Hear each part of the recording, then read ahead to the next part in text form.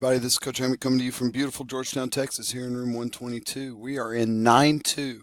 We covered pretty much everything in 9-1. There's one or two things that we'll hit in class, but we're going to go into 9-2. We're not going to do all of this, all of the section, but some high points so that we can be ready in our class. This is the main thing about 9-2, solving equations by graphing. Okay, we solved quadratics by factoring in chapter 8. Now we're going to solve them by graphing. Okay, anytime it touches or passes the x-axis, that is a solution. So right here, it crosses the x-axis twice. So you're going to have a solution right there and right there. Anytime it just goes down and touches the x-axis, this is a one solution. Okay. No real solutions do not cross the x-axis, and they could be above or below. Any of these could be opening up or down. Okay. No real solutions are the ones that we had when we were factoring that were primes. Okay. So when we came up with a prime answer, it was a no solution, which makes sense because we weren't able to factor it. We weren't able to solve it for x, anything like that. Okay. So make sure you know 2, 1, or no solutions. Okay, so we're going to solve this by graphing. X squared minus 3x minus 10 equals 0. Well, if we wanted to solve this by factoring, we could say x minus 5, x plus 2. And then we would have to solve x minus 5 equals 0 and x plus 2 equals 0. Or we can look at the graph right here and see where it crosses the x-axis.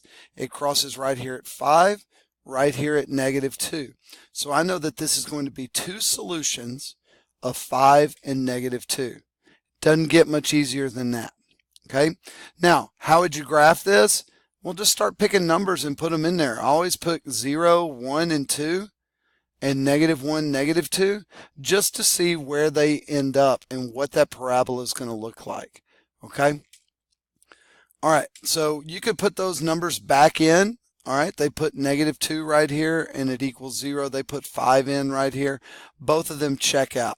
Okay, so we're going to solve this one by graphing. X squared minus 2x. Oh, there you go. The answer is A. Minus 8. X squared minus 2x minus 8. And again, it crosses two spots. It crosses at 4 and -2. Always check your work. If you have a calculator, check it that way. If you don't, put -2 back in here and make sure that it all works out to give you 0. Then put 4 in. Always work it out. Check if it equals 0. If it's multiple choice, work smarter, not harder. Start with these and go, okay, -2 works. So my answer's got to be -2. I could cross out two answers right there. All right. Okay, double roots. All right, so we've got x squared plus 8x equals -16. All right, well, I've got to rewrite that so that the equation's equal to 0, and so I'm going to add 16 to both sides just like we did. Oh, look, that looks like a perfect square, and it's not that thing you drew on your test. X plus 4, x plus 4, remember that? And when you solve it, it comes up to x equals -4. So that would be our solution right there. It goes down, it touches -4. We solve it by factoring. They're going to factor it out. Look at that. And if I put -4 in there, it checks out. Okay. So we're going to solve this one by graphing.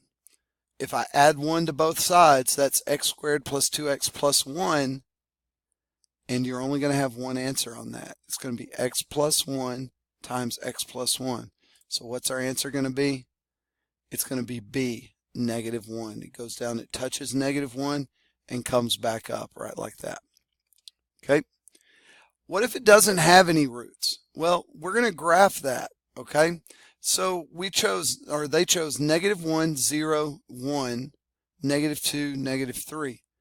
Here's a little trick for you. If you know what the vertex is, if I'm one off and one up, automatically on the other side, I've got to be one off and one up.